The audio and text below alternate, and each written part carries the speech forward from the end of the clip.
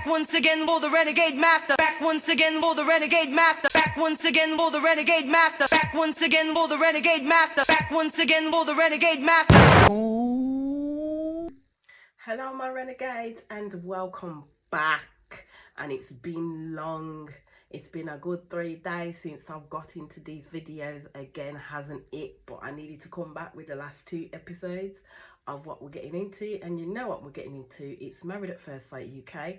Now we are on series 8 and we are now on episode 35. One more episode to go and then that's it, all done and dusted for this year's cohort of 2023 of Married at First Sight. Anyway, before we get into this episode, as I always say, please hit that subscribe button, please hit that notification button so when you know I'm on and doing videos, and let's get into this episode. So now this one is the last of all dinner parties, and it is the reunion dinner party. So all the other people that left are now coming back and joining the melee with everybody else, and then we also get to see who stayed together and who hasn't stayed together basically. So this is like 6 months after they've renewed their vows, so we get to see who stays together, as I said, and who doesn't. I can already tell you from now, Adrian and Matt was the shocking ones.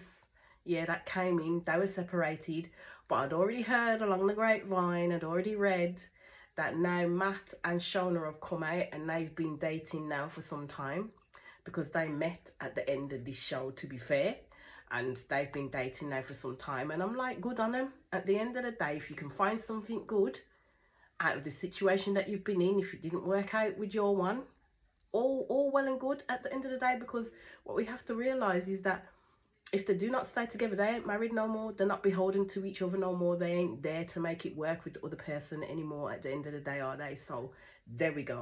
So as we know, Tasha and Paul came in together, so they're still together. Peggy and George are still together. I have to say that shocked me to hell and back that they were still together, but I have to give them their props. As much as I don't really like Peggy, I have to give George and Peggy their props at the end of the day, and the fact that they're working their shit out and they're doing what they're doing. But I'm telling you, if this woman don't give George some bit of pum-pum at some point, this man's bits are liable to fucking drop off, man. The epitome of blue balls is what George is probably getting, and I'm not going to get into that, but that's what I'm thinking at this moment in time. That woman needs to release up something for this man. Like, seriously, he's been waiting, and I hope that when she does give it up for him, that it's a good thing between them, because sometimes some people put too much stock in sex and that bit of part of the chemistry. But all I would say is if it ain't good, then yeah, if it ain't good, then I don't know what they're gonna do. Anyway, let's carry on. So Adrian and Matt, as we know, didn't walk in together. Adrian walked in first, and bare tip waterworks all over the place, and then Matt came in afterwards. And then you see Erica and Jordan walking together as well, so they're still together, which is great. They're still together. Everybody, you see Laura walking without Arthur, and then Arthur walking by him. Who was Arthur with? I think Arthur was with Tom, you know. I think Arthur and Tom walked in together, but Arthur definitely did not get the memo in terms of dressing up. In terms of, like, you know, this is the penultimate dinner party. Where's your suit? Where's you came in like a muscle shirt and jeans. How did that work out? I mean, seriously. The only thing I will say about Laura is the fact that she turned around and said, oh, he didn't even dress up knowing that he was going to see his ex-wife tonight. Why should he make the effort? Why should he ain't making the effort for you no more? So he, in Arthur's mind, used to ain't together, he ain't gonna make the effort no more, so that's why he ain't done it at the end of the day.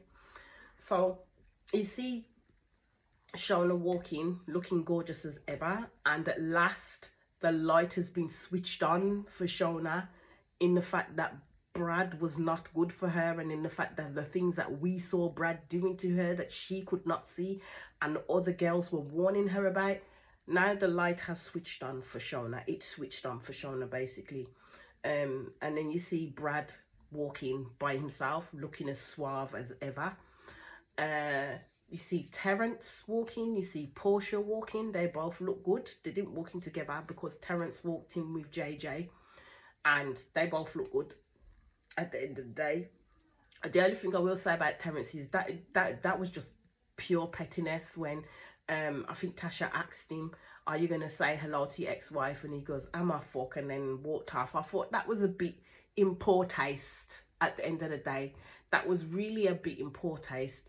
So now we know that there's a rumor flying around in regards to Jordan, because apparently Jordan went out, I think, with Arthur, with Paul, and with Arthur, Paul, and I think Tom was there as well. And some such situation happened with some girl at the end of the day. And the rumour mill is working its way around, and it's got back to Erica basically saying that Jordan kissed this girl when they were out. But Jordan basically told Erica that he didn't kiss the girl, but he left out key information in which he should have told Erica, because if he had told Erica, she wouldn't have blown up the way that she did blow up, because he's told her everything in that sense. Now, the person with the most gossip mouth, as we know, was Luke. Yeah, because we know Luke and Jay didn't come in together, because apparently them two were split up, because apparently Jay was not getting the communication that she wanted from Luke when she ended up going back to work. And she turned around and says, what are they doing together, basically? And Luke took that to be gung-ho. It's not working out between us, let's just be friends, and fucking well left her in the dust. Because I think as soon as Luke left that experiment, he just switched off anyway completely. Luke, I'm going to say, is always full of BS. The man is a gossip king, like absolute gossip king. And he was there to cause trouble for Jordan. And the way I'm saying that he was there to cause trouble for Jordan is because he sat at that table with Arthur and George, ready to fucking gossip monger, like proper gossiping monger. Now somebody tell me, how did Luke get hold of a photo? How did Luke manage to get hold of a photo when he wasn't there? He wasn't even invited to the place, yeah? How did he manage to get hold of a photo with Jordan in the back of a taxi with Thomas and with Paul there, with his arm around this girl? How did he manage to get this photo? Why would he have this photo? Who would give him that photo, knowing full well he's going to use it to fuck shit up for Jordan at the end of the day? That's what he was going to use it for, and use it he did. So you see that Erica's pulled up Thomas and Paul and Arthur, because those were the three that were there with Jordan, and she wanted to have that chat with them. And I thought, okay, let's hope that they tell the truth, because I know that Paul and Thomas had a chat beforehand, and they did speak about what had occurred in regards to Jordan and this kiss. And Paul did turn around and he did say, nah, the girl went in for it, like to kiss Jordan, and Jordan literally was shocked, what the fuck, and pushed her back. So he didn't, from what Paul is saying, Jordan didn't engage in that at all, but he didn't tell Erica was the key thing. He didn't tell Erica. So when Erica's pulled them up now, they're basically like, oh shit. And Erica's like, just tell me the truth, because I'm hearing a lot of things, but you guys were there, I want to hear it from you, what the fuck happened. So Paul did turn around and say, well, actually, this is what happened. And Paul said that the girl went in for the kiss and Jordan pushed her off of him. And she was like, okay, he didn't tell me that. So she pulls Jordan over now into the fray. Arthur didn't know anything about it. So Arthur was like, well, I wasn't there at that point. I don't know what was happening. Only Thomas and Paul would know what was happening. So Erica pulls Jordan over and has the chat in front of them with Jordan and says to Jordan, well, why didn't you tell me this? And Jordan says, well, no, because that didn't happen. No, it did happen, because Paul's just said it happened, my love. So what you needed to have done is told Erica everything. So if she ain't then blindsided by someone telling her something different, then she has to come to you again to tell you, to ask you what the fuck. And then you're literally trying to bury it. So then she's there saying, I don't want to hear no excuses from you, Jordan, because that's what Jordan was doing. He was trying to excuse his way out of the situation that was happening, and it wasn't going to happen. All he had needed to say, And I am going to agree with Erica on this one. Erica wasn't calling him a cheat. She wasn't saying that he went out there ready to go kiss up on gal, do anything with gal at all. All she was saying to him is, you should have told me the whole truth, then I could fucking deal with it before we came into all of this shit. And then I know the truth because people are going to start bing, bing, bing, bing, bing, bing in my ear. That's what Jordan didn't seem to realise. And in Jordan, in doubling down on the miscommunication or the lie by omission, because he didn't tell us it was a lie by omission, yeah, doubling down on what he didn't do and what he thinks he's being accused of, was not helping his case at all, because he wasn't listening to the words that were coming out of Erica's mouth. And then he started to do the tit for tat shit with her, which wasn't cool. At the end of the day, it really was not cool. Oh, I also forgot to say that freaking Mark, Sean and Bianca was there as well in that sense. And I think when Sean walked in, Mark looked so uncomfortable, like, but he did manage, Sean did go over and say hello to him and see how he was doing. And you could see that Mark still liked this boy. You could see Mark really still liked him, but he was keeping his cool. And then you see Bianca walk in, and straight after Bianca walks in, freaking Ella walks in. So she doesn't even get a chance to like calm her nerves, because she knows that she's feeling apprehensive about seeing JJ after 6 months. And what gets Bianca more is the fact that when Ella walks in by herself, she's like, well, what the fuck? What? So it's kind of like, you went through all of this. You went through all of this to take the man I was married to. And you two didn't even stay together. After all of that, after all the fucking rigmarole you put me through, is probably what Bianca was thinking. You shitters didn't even stay together. Was it worth it though? Like, seriously, was it worth it?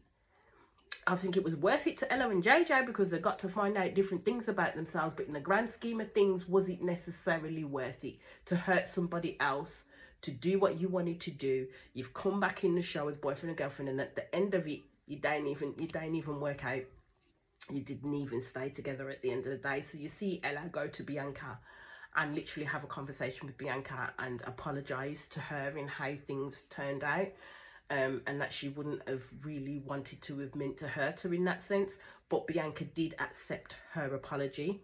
So as the night moves on, you see Tom talking to Roz and basically apologising to Roz for not responding to her messages, and basically saying that he didn't want her to feel that she was obligated to talk to him because of the situation that arose between them.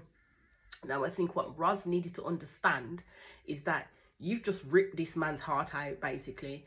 Yes, she knew yes, he understood the reasons as to why she didn't want to carry on. And I admire her for speaking up, because most people would have kept quiet in that situation, hoping for the best when they know the best isn't going to hurt. But because they don't want to hurt that person, they keep strumming that sense.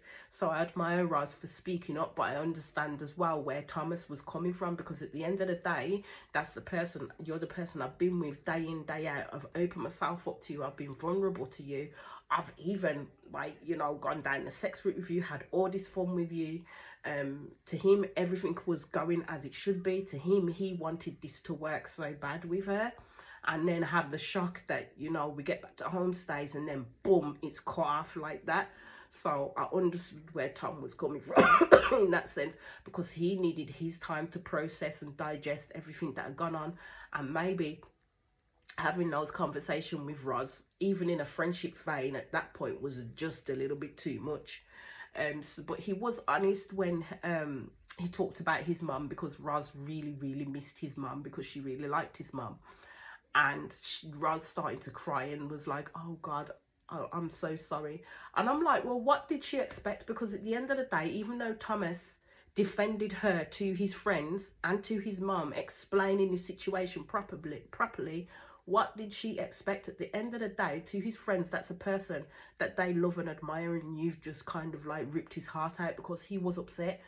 And then to his mum, that's her baby, that's her one and only child, and you've hurt her child. You've come into her home she's opened herself up to you as well through Thomas, and then you go and hurt him in the way that you did. She's not going to take kindly to that at the end of the day. So understandably, Rosie's going to be upset, but then she's going to understand where Thomas's mum and his friends are coming from as well. So then we get into the dinner and everybody's seated at the table. All I'm going to say is Portia looked so freaking uncomfortable. It was like Frost City in that corner of the world, because Portia would not look at Terence. Terence would not look at her. They would not speak to each other. It was as though there was a divide down there, and never the twain shall meet at all. So you see Jay speaking to Luke in regards to the situation and what happened, and the fact that she was upset, and she just wanted Luke to basically tell the truth in regards to why did you just walk away as quickly as you did do. But Luke didn't really have the answers for that. He was going every which way, but actually telling her exactly what it is that he didn't want. All I heard was bullshit, bullshit, bullshit, bullshit, bullshit coming out of this man's mouth, and he was hurting Jay all the more. And all I kept on thinking is, he doesn't want to be with you, Jay. That's it. End of. He don't want to be with you. It's no use chasing this man any more than you already have done. It's no use asking this man why, because he's clearly, as soon as they got off that show and they went to their separate lives, and yes, they said, on as they did on Confessions of the Couch, in the next episode that will come Tuesday, went on holiday, they did X, Y, and Z together.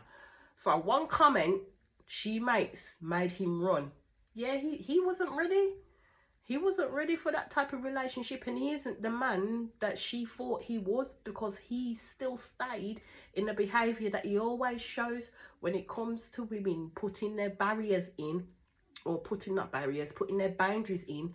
He don't like it because he wants to do what he wants to do. So my thing is I'll go back to when he kept on saying that Jay was a pushover, when he kept on saying that, you know, if you could rob a bank without getting caught, would you do it? That's the type of man that Luke is. He wants to be able to do his own shit without someone calling him on it. So if he doesn't do a certain thing, like communicate appropriately, he don't want no one to call him out on that shit, because he's doing his own thing. That's how it is, and that's how he sees it. Now, he's never going to get a woman to stay with him if he carries on the way that he is. Like, seriously. Jay, I think, was the best that he could do at that point in time, to be fair, because Jay was a damn good woman. Yes, she was a gossiper just like him, sir, but she was a good woman to him.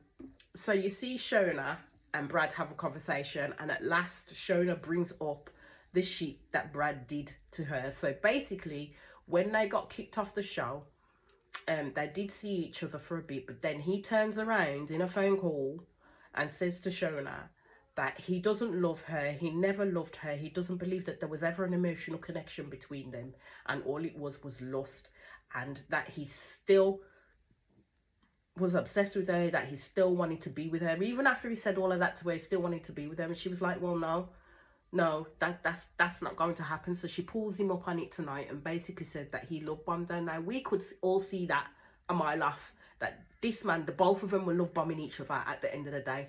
She already said when she first came into the program that she had an issue with falling for people too quickly, and she needed to learn how to stop that. She didn't stop that. She did the same pattern of behavior that she did with Brad, and then Brad, being Brad, did the same pattern of behavior back to her, but he eggs it up that little bit more, because as I said, he put himself on this pedestal and he put Shona down there, and Shona could never meet him because he didn't think that she wasn't emotionally mature enough, when in actuality it was him who was not emotionally mature enough in order to build a relationship the right way. I understood that they didn't connect emotionally because all they kept on thinking about was the physical aspect excuse me, was the physical aspect of each other, rather than looking for that emotional connection with each other and learning more about each other, and not just the level surface of each other. But yes, if you're saying to someone, I love you, like he kept on doing to her throughout all of that, And then it looks like he kept on saying how much he loved her, like she's his life, she's his wife, and da da da da da, when they got out, to his friends, to his family that she met, and everything like that. And then in the next breath, you're then saying you don't have an emotional connection to that person. You're hella wrong for that. Like, seriously, you're hella wrong, because I would be asking you, how in the hell do you not have an emotional connection, but yet you're willing to say all of that? Because what Brad does is he separates himself from that shit. He sees her lustfully, but to keep her there, he will give her all the love phrases. He will give her all that love. He will throw that love towards her, even if he ain't feeling it himself, rather than be honest with her from the get-go. He will thrust that onto her, basically, because he knows that will keep her there. She's receptive to it. He's going to do it at the end of the day. And that is essentially your love bombing, is it not? That's what he's doing. He bombed the hell out of her with the L words all the time. All the time, twisted her head up as well, even though the other people were trying to tell her, the girls were trying to tell her, look, you need to step back, you need to process what's going on. She wouldn't listen to it. It wasn't until, which I thank God, because I was kind of worried what would happen once they got out into the big old world with the behaviours that Brad shows, whether she'd be able to see for herself what's going on. But it looks like she did. So just before the box of shit, aka the honesty box, comes out to the table, you see JJ and Ella getting on really well, because at the end of the day, there's always going to be that connection between them two, and they're always going to be friends in that sense, and they're quite physicality with each other. So Ella was giving him hugs and stuff, and saying that she loved him and stuff, and that he was so goofy, and that's what she loved about him, da da da da da. But it wasn't meant in, oh, I love you, and it wasn't meant in that. It's in a friendship kind of love, and Bianca didn't like that at all. It was getting on her nerves. So then when JJ pulls her for a chat, JJ pulled her to basically sit there and actually say, do you know what, I'm coming to you because I'm apologising to you heartfeltly, so to say that I'm sorry with how I behaved, in the fact that I didn't open up to you, in the fact that I really didn't give you a chance, and da da da da. Bianca was straight in the firing line, in terms of, like, she was kind of angry that he did all of that, and that they walked in separately, so she was shocked by that. And Bianca was saying, well, you gave her a chance, but you didn't give me a chance at all, and that's what's fucking me off, and that's what angering me, because you're sitting there in front of my face being all lovey-dovey with each other. Now I'm thinking to myself, I'm going to play devil's advocate, so I'm thinking to myself, at the end of the day, 6 months have rolled by now since this has happened, since this has, like, they've done what they've done. 6 months have rolled by, so 6 months later you should be able to process what's happened, come out the other side and say, okay, then you know what, that's an experience, this is how I'm going to evolve from that experience, and if I ever see them in my face again, this is how I'm going to deal with this matter. At the end of the day, Bianca's valid in her issues in regards to, you did all of that and you didn't stay together. But I'm gonna say what I don't think she's very valid in is trying to tell JJ how he should behave in his friendship with Ella. At the end of the day, they ain't setting out to make you upset in any way, shape or form. At the end of the day, that's your feelings, that's what you're going to have to deal with in that. So she's trying to say that JJ tried to play two women, but he didn't. He didn't play two women at the end of the day. I would say at the beginning, when this first started with Ella and the texts back and forth, and how they were talking with each other, then yes, he was playing one woman, which was Bianca. He was playing in her face then. But after all of that came out and they separated from each other, and Ella and JJ did what they were doing, he didn't play two women in that point. He didn't. He only played himself at the end of the day, if you really want to look at it that way. But he didn't play Bianca and he didn't play Ella at the end of the day. He was the same with both these women. And he's the one that's got to learn to open up. I think he opened up a little bit more with Ella, but he was definitely a closed book with Bianca. So all I'm going to say is, at the end of the day, no, I don't think he played them both at all. So here comes the honesty box, and the first question is Peggy to George, and she asks, has the lack of sex affected his self-esteem? And George said yes, at the beginning because he wasn't being desired and he was losing himself. And as he said, he doesn't care what anybody else's opinions are around that table, and probably the big outside world, as we have our own opinions. He was willing to wait for Peggy, and he's still willing to wait for Peggy in regards to strengthening their relationship until that time comes when she's ready to let the Kraken loose. She will let the Kraken loose. And I just thought, you know what, good answer, George, because you definitely learned your lessons on putting out your answers in regards to how Peggy wants to hear them. So she couldn't read anything into that. So it was a damn good answer. It was a damn good answer. But all I'm saying is she needs to release the pum-pum soon. That's all I'm saying. She needs to release it to him soon. We don't need to know when she releases it to him. But she does. She needs to open up a little bit. So Tom then asked Roz, is there anything that you would do differently?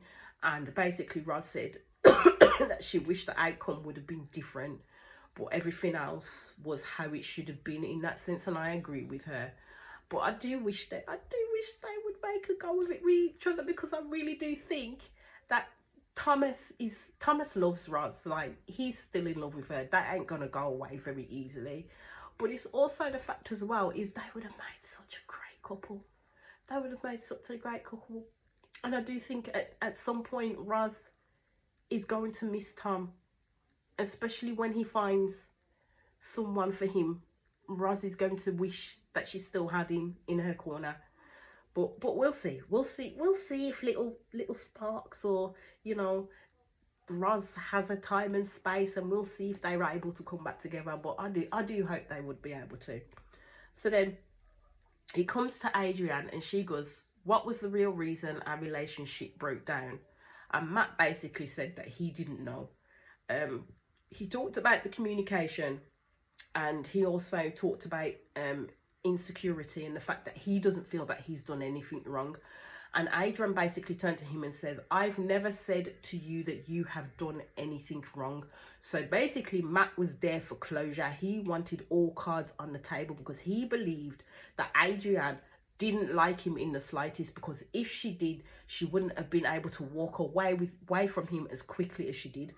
So Matt was not going to let it go. He was not going to let it go. He was pinning Adrian down for an answer, basically. So when she was trying to give her answer in terms of the pressures that she had once she went back, Matt quickly jumped in and says, well, I had these pressures too. That didn't stop me from doing X, Y, Z.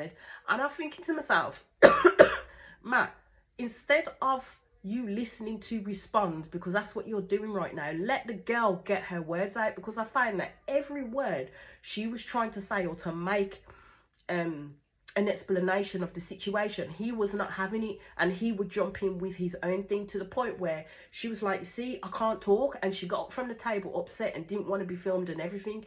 And Matt was getting angry and angry, saying, well, I'm not having it, I want my answers. But you have to stop listening to respond. You have to actually listen to what it is that she is saying, because Matt thinks that Adrian, I think, is in it. I think Matt thinks that Adrian is a bit self-involved, and it's always me, and I with Adrian at the end of the day. And it can come off that way when she's explaining things. It can come off that way, because when she's sitting there and explaining in terms of like, she has this, she has a job, and when she's working and she's distracted, and I'm like, but that sounds like I'm not saying her stresses are invalid or anything like that, but it kind of sounds like what everybody's dealing with on a day-to-day basis in regards to work and work-life stresses and work-life balance and this, that and the other. But I think what it really boils down to is the fact that, you know, when they did go apart and she was down her end and he was up his end, wherever they live, she was communicating with him and he was not communicating with her. Like, she would say good morning to him and stuff like that, and it would take him a whole fucking day before he then communicated with her, and that's not what she wanted. She doesn't want someone like that. She doesn't want to feel like she's a burden on someone, to the point where, hold on, why are you not responding to me when I am literally trying to keep this communication open with you? And I don't think Matt saw it that way, because he just saw it as, oh, because I didn't text you. I know it's more than that. It's more than that.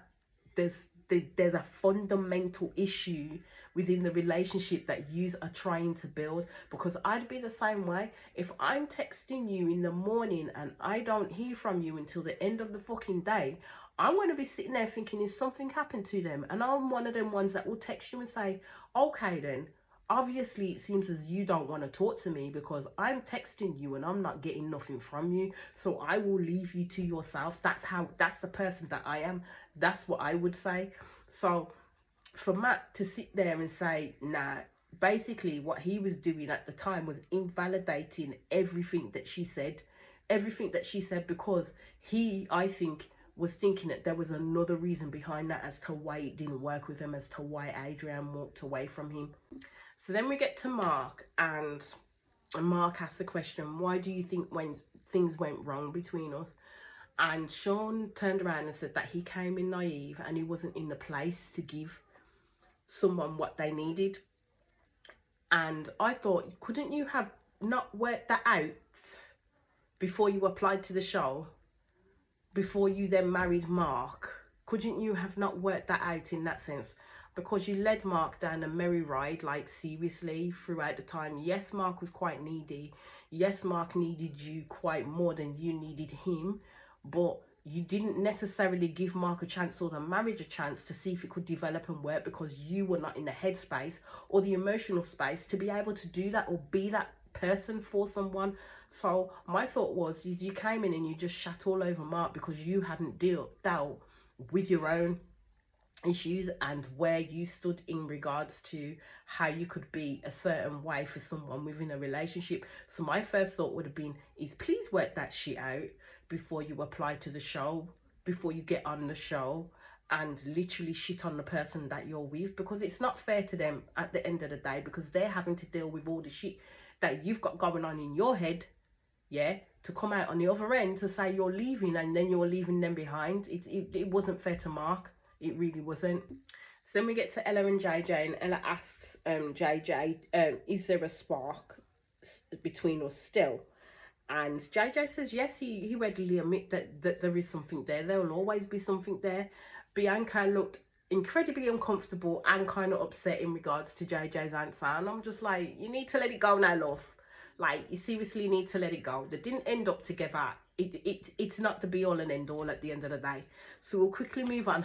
And Portia says to Terence, is there anything you want to say to me now? And Terence was like, nope. I thought, okay, that was short and sweet. Terence was like, I don't even want to, like, you know, be involved in a conversation with you, let alone say if there's anything I want to say to you now. No, what we've done is all done and said, so move on to the next.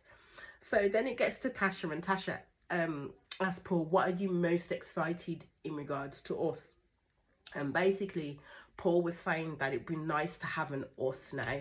Like, he's thinking long term in terms of they both live at its separate ends and they want to meet up and live together. And they both said that they'll live in Manchester, and he's looking at the next steps in terms of them living together and then it coming to kids. And I'm like,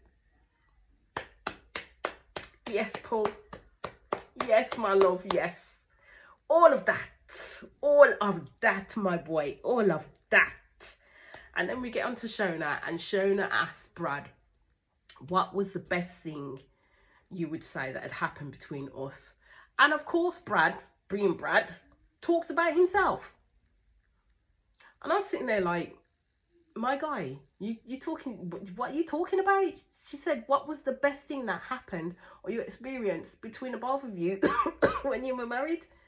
You're talking about yourself. He's saying that he learned a lot of things about himself and X, Y, and Z. And I'm like, my guy, that wasn't the question. And Shona pulled him up. So then he turned around and he says, I was getting to it. And then he turned around the honeymoon. And I'm like, we all know why the honeymoon, because used to was snucking like rabbits up on the honeymoon. That's why, like, You didn't give yourself time for fucking air, really, to be fair. And that says a lot about Brad. Like, seriously says a lot about Brad. So then we moved on to Jay. And Jay asked Luke, how do you feel about me now? That man gave the longest pause. That man gave the long, and the reason why he was giving the longest pause is he was trying to find the right answer, because my man was not ready to tell the truth of it at all as to why he was not going to tell Jay how he felt about her now. So basically, he was trying to come up with the fact that, you know, when someone tells you that you're not good enough, and Jay point blank stopped in there and says, no, I've never said that to you, and I've never given you that impression. And Luke accepted that, like, you know, but it's how I felt. But that's not her fault in how you felt in that sense. That's something that you have to deal with. You can't sit there and feel, I don't think I'm good enough, when nobody's actually giving you the signs that you're not good enough. And that's why I'm calling bullshit. That's why I'm calling bullshit on Luke's excuses at the end of the day, because he says something completely fucking different when he gets to the confessions of the couch. He just didn't want to be in a relationship with Jay anymore because he didn't want to answer to nobody no more. That's what it boils down to me, I think. I think he was so freaking petty, it came to the fact that he didn't want to be in a relationship because he didn't want to answer to a girlfriend. He didn't want to answer to anyone but himself. And that's why I'm saying, what all the little ad-libs and this, that and the other that he kept on coming up with, and the little comparisons that he kept on putting Jay with, and thinking she was a pushover and is how Luke really thinks. It's how Luke really thinks. And yeah, all I'm gonna say is he's full of BS. And when he goes to the crying thing, I'm like, why are you crying for? Because to me, that just means you're trying to emotionally manipulate people around you into thinking that you're the victim, you're the hard done by one. Everybody should placate around you, when you freaking just broke Jay completely, like broke her completely to the point that she had to get up away from the table, and the girls followed her, because straight after Luke's bullshit excuses, he was just basically saying, you're not my soulmate. Like, I don't want to be with you because you're not my soulmate. But he was so gung-ho leaving with her, saying that, yes, I've found my person, I've found my one, but now all of a sudden she not your person.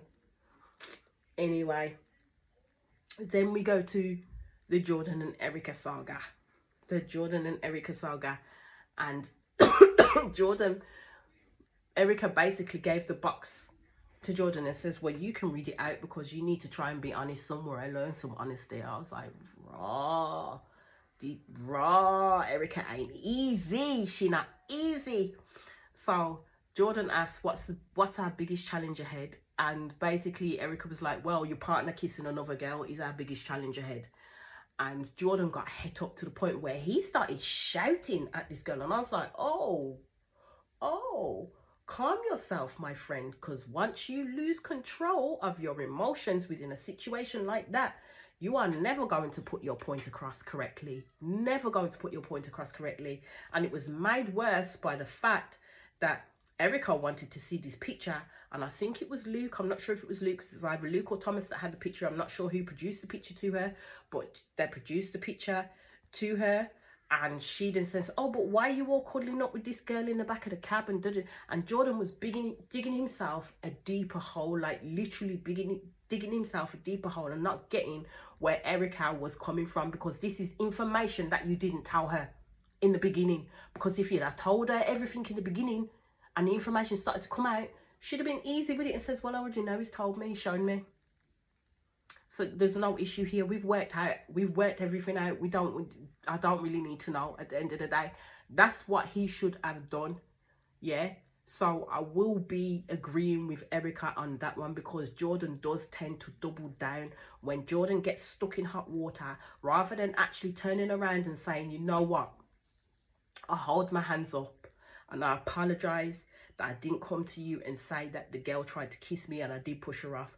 And I apologize for the fact that I didn't tell you that there may be a photo circulating as well with this girl in a taxi with my arm around her. But here's the context of that photograph. And Paul and Thomas was with me. Here's the context. Don't get hit up. Don't get angry. You should have told her that from the get-go, so she would have been well prepared for all of this coming out. But you didn't prepare her, so now all of this is new information to her. Then you're standing there getting angry. You have no right to be angry. At the end of the day, you went out on a boys' night. You know the experiences that Erica's had with other men in terms of the fact that they've turned around and shat on her, yeah? So she's trying very hard not to put those experiences onto you and the people, what those people have done to her, onto you. She's trying very hard not to do that. But that is kind of hard not to do in this situation. That's all I'm going to say. So that is where I'm going to leave it. And I'll be back very soon with the next episode. As I always say, please hit that subscribe button. Please hit that notification button for you know I am back on and doing videos. And I'll be back again very soon. Peace out.